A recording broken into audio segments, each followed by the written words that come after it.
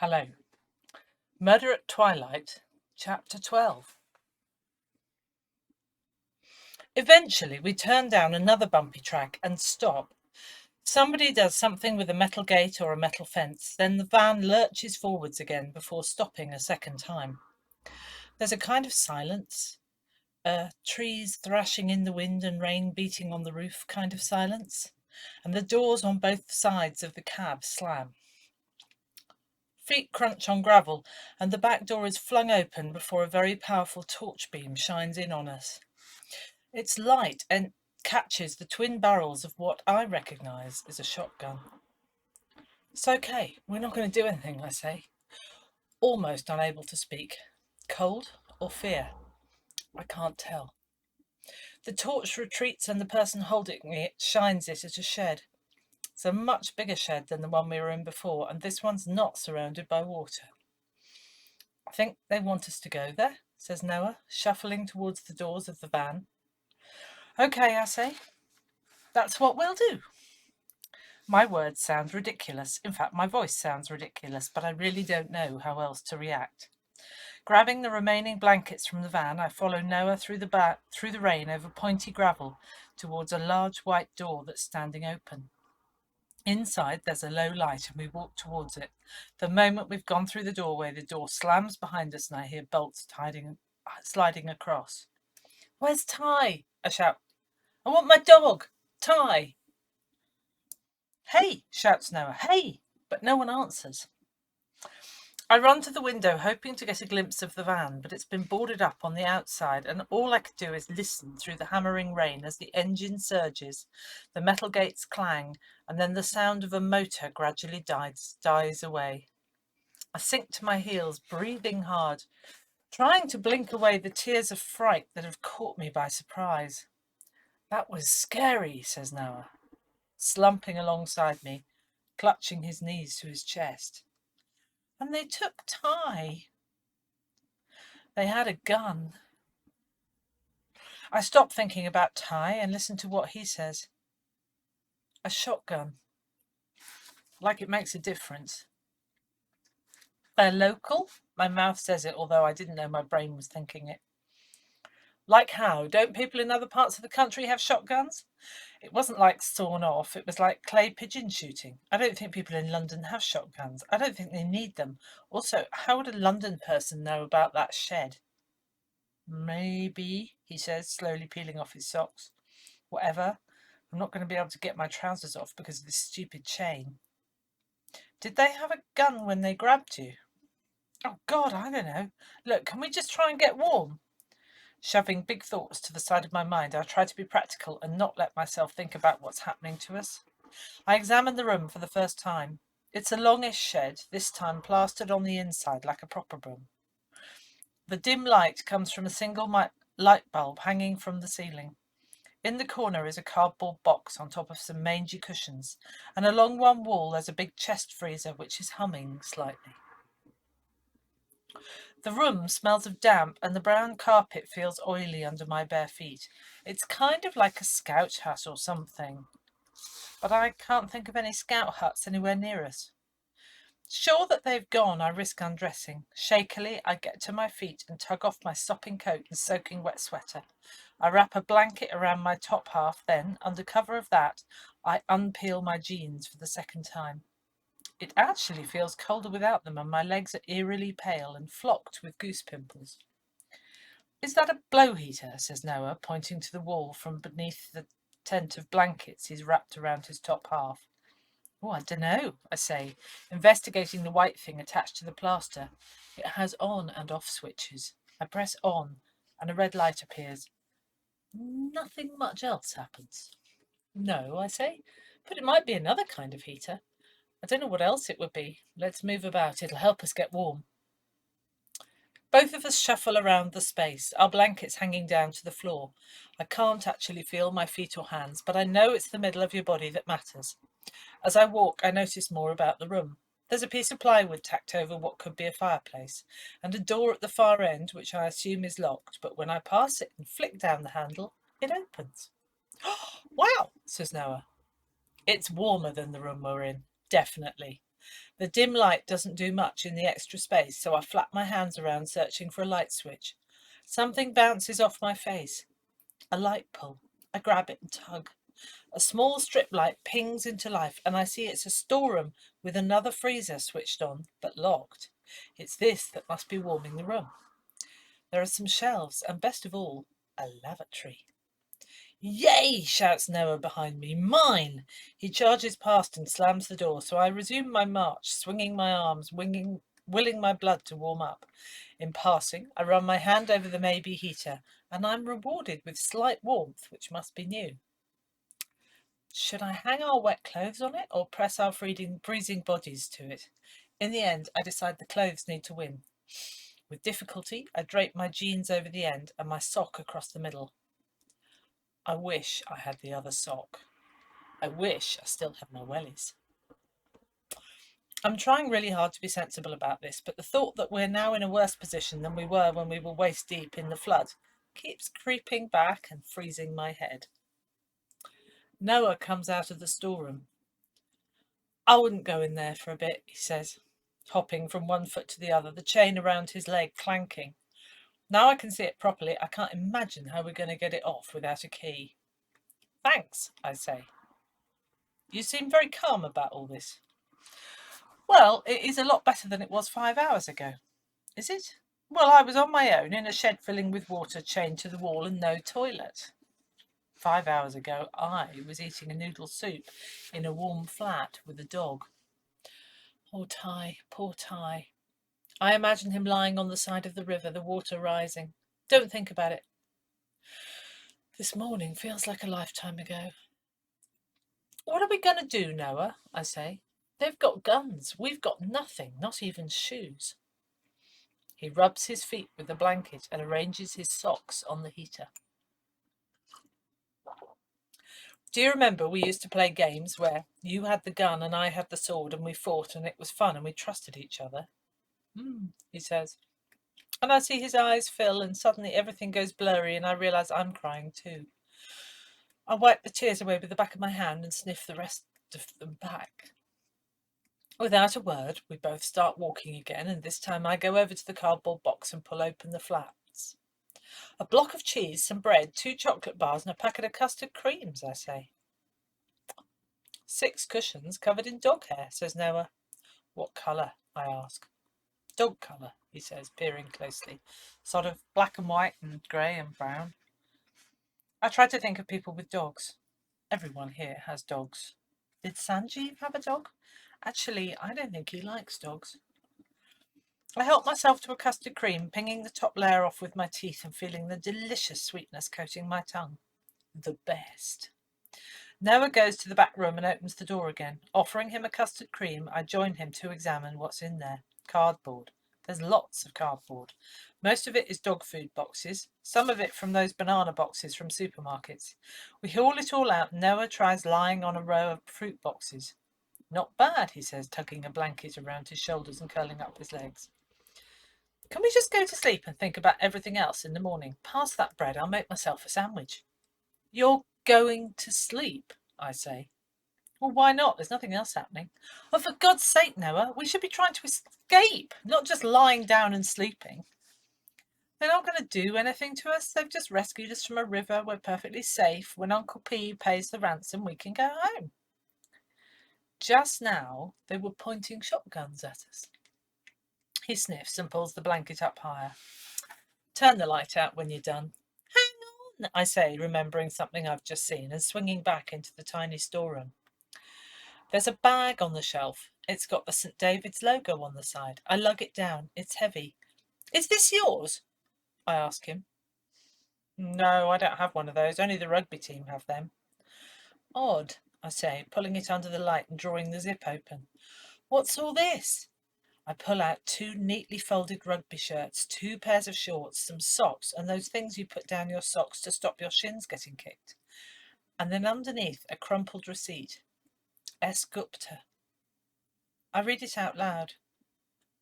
S. Gupta, that's Sanjeev. Who is Sanjeev? You've mentioned him before. He's the teacher at St. David's who went missing when you did. He teaches sport, rugby. Well, that would be why I don't know him. I managed to get out of rugby. Too dangerous, Mum said. But the shirts are stellar here. I pass one to Noah. Put it on, just a sec while I change. I run back into the little room, peel off my wet shirt and pull on the rugby shirt, which is massive and dry and warm and hangs right down below my bum. Oh, thanks, Viv, that's lovely, says Noah, pulling the collar up and rubbing his arms. I push my feet into a pair of socks. I can feel every thread enveloping my cold toes. Delicious.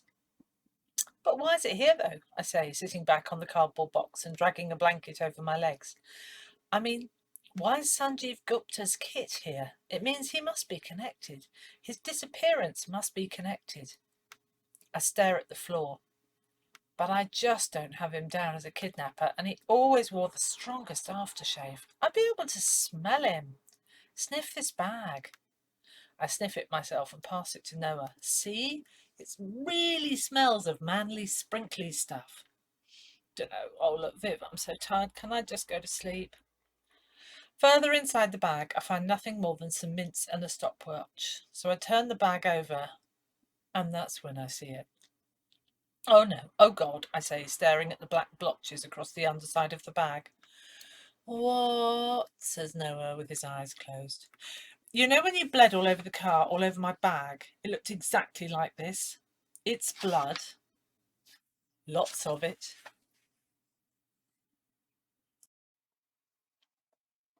Chapter 13. We lie, almost not frozen in the dark, listening to the storm outside subside. The wind stops, foxes bark, something squeals, something calls, a duck. So we're still by the river.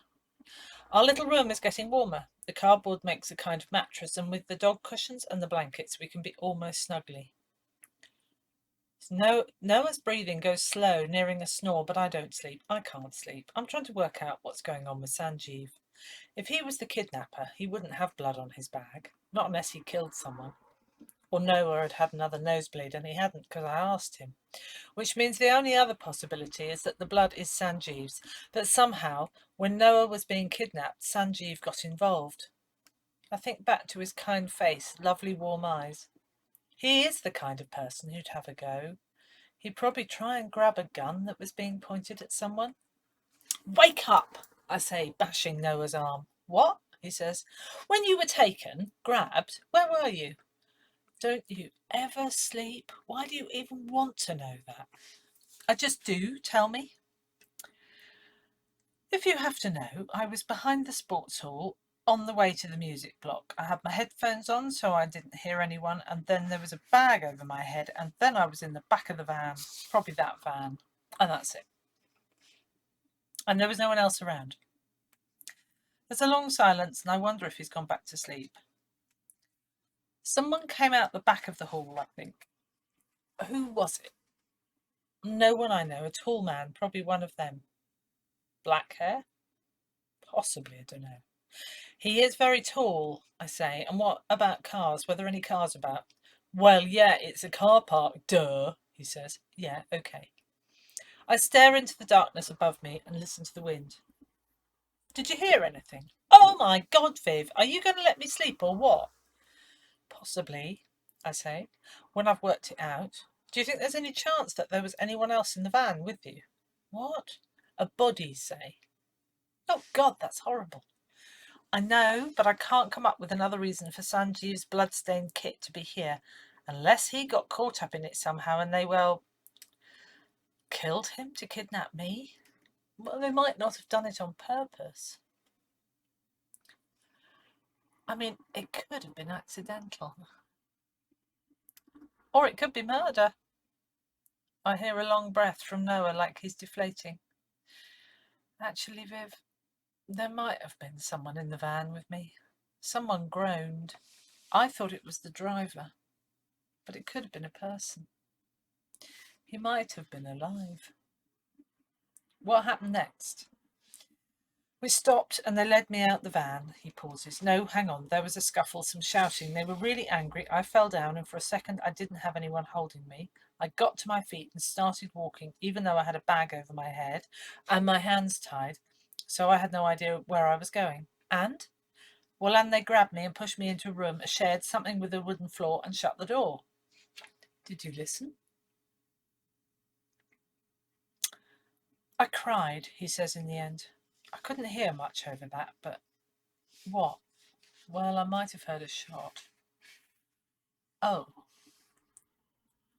We lie in the dark, listening, and something else occurs to me. I spring upright and switch on the light. Oh, what now? He says, rubbing his eyes. I need to sleep. I'm so tired. No, Noah, just no. Listen to me. They've got you because they want lots of money, and you're worth money. But me? I'm an unplanned extra. He blinks and stares at me, his brain processing the information. Just like Sanjeev must have been an unplanned extra, except, of course, that his disappearance just helped them pin the crime on someone who was vaguely connected to you. What do you mean? Well, I need to get out of here and well away from here. You, they need to keep safe. Me, they can... The words get stuck in my throat, but I wanted to say kill. At that moment, Noah does climb off his cardboard bed. We search the walls. We examine the door. The tiny window in the back room is ruled out as being too small. After a few minutes of hurried searching, we're standing by the radiator, warming our hands. Where do you think we are? Asked Noah. I reckon we're upstream near the watercress beds. There's loads of empty countryside there above the Blackwater estate. He nods. I look back at Sanjeev's bag and shudder. Do you think they shot him? Says Noah, reading my mind. What do you think? There are other ways of bleeding, he says, sticking his finger up his nose and pulling down something that might be a leftover of his nosebleed. Yeah, but where is he? If it was Sanjeev and he was in the van with you and he was alive and they didn't shoot him, where is he? I get up and go in the back room and look in the little window. It's got a plastic frame. Unhooking one of the shelf brackets, I pick at the plaster until it begins to come away and the corner of the window becomes clear. Outside it's still dark, but it must be getting towards morning. Everyone will know I'm missing. Maria will have said. The waterkeepers should be looking for me. Even angry Lord B might start to try and find me. The thought makes me feel very slightly better. Only very slightly. After 10 minutes, I've taken a few centimetres of plaster away, revealing some huge screws that seem to go through the window frame and into the wooden uprights of the shed. Oh! I sit back on the toilet lid and sniff back a tear. It's hopeless. Noah's next door, still trying to work it out. But if they did kill him, where would they have put the body? I don't know, and just now I don't care. We have to get out of here. Come on, please, think. I scrub my knuckles against the side of my head as if my brain might work better that way. What about the roof? That's how we got out last time, he calls. Through the doorway I hear him clamber onto the freezer in the big room, and I do the same in the storeroom. The ceiling is polystyrene tiles, easily pushed aside, but beyond it, the roof is made of solid sheeting that I can't even begin to move. Doesn't seem to be attached in any way. It's seamless. That's not going to work, I hear from Noah, his voice disturbingly close. I look to my left and see his head sticking up into the roof space too. We could hide up here and jump down when they come again, I say.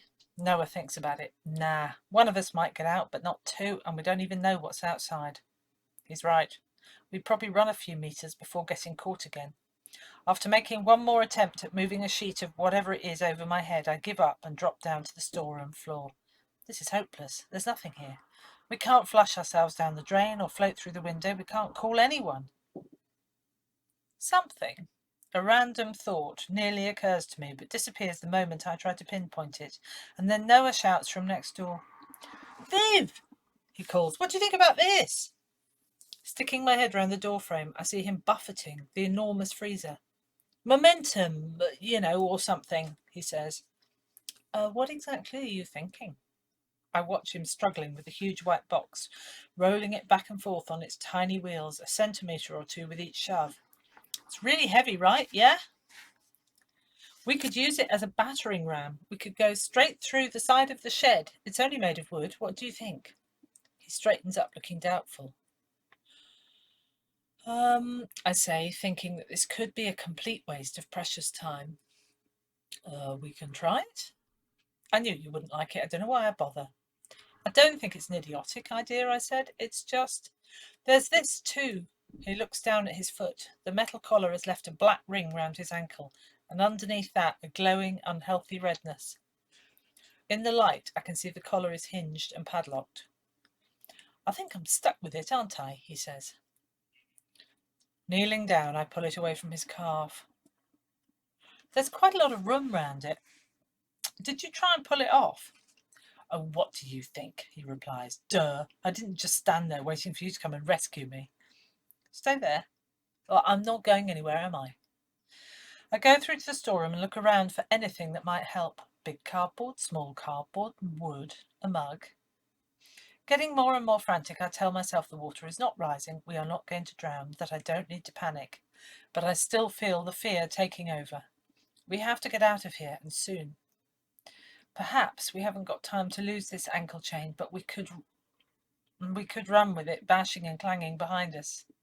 No, we can't. It'll have to come off.